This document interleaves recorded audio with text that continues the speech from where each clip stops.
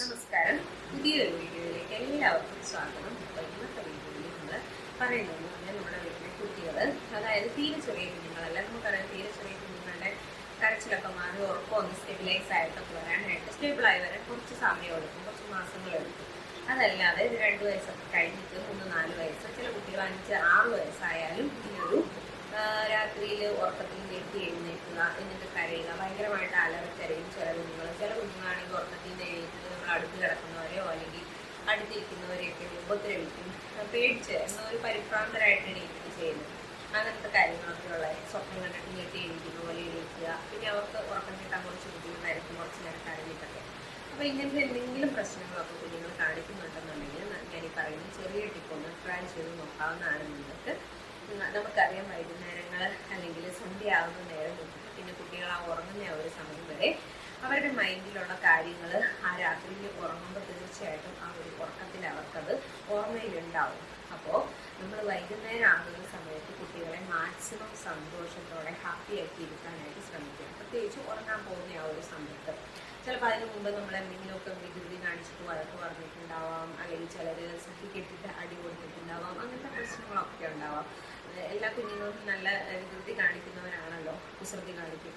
അപ്പോൾ ഇപ്പോൾ എന്തൊക്കെ പ്രശ്നങ്ങൾ ഉണ്ടായാൽ പോലും നമ്മൾ ഉറങ്ങാൻ ചേർന്ന് കിടന്നു കഴിഞ്ഞാൽ കുട്ടികളുടെ കൂടെ നമ്മൾ അമ്മമാരായിരിക്കുമല്ലോ മിക്കപ്പോഴും കിടക്കുന്നത്, അല്ലെങ്കിൽ അച്ഛന്മാർ ആരായാലും ആ ഉറങ്ങാൻ ചെയ്യുന്ന സമയത്ത് അവരെ നല്ല എന്തെങ്കിലും കഥ പറഞ്ഞു കൊടുക്കണം നിർബന്ധമില്ല, അല്ലെങ്കിൽ പാട്ട് പാടി കൊടുക്കണം നിർബന്ധമില്ല. പക്ഷെ അവരെ സന്തോഷിപ്പിക്കുന്ന എന്തെങ്കിലുമൊക്കെ വാക്കുകൾ നമ്മൾ പറഞ്ഞ് അവർക്ക് ഇഷ്ടമുള്ള എന്തെങ്കിലുമൊക്കെ കാര്യങ്ങൾ പറഞ്ഞു കൊടുക്കാം. എന്നിട്ട് ഭയങ്കരമായിട്ട് വയലൻ്റ് ആകുന്ന അല്ലെങ്കിൽ അങ്ങനെയുള്ള കുട്ടികളെ എന്ന് പറഞ്ഞാൽ ദേഷ്യം വരുന്ന കുട്ടികളെയൊക്കെ ആണെങ്കിൽ നമുക്കൊരു ഫാൻറ്റസി വേൾഡ് പോലെ അവർ നല്ല കഥ പറഞ്ഞിട്ട് അവരുടെ മൈൻഡിൽ ആ ഒരു ഇമാജിനേഷൻ ഉണ്ടാക്കിയെടുക്കുക.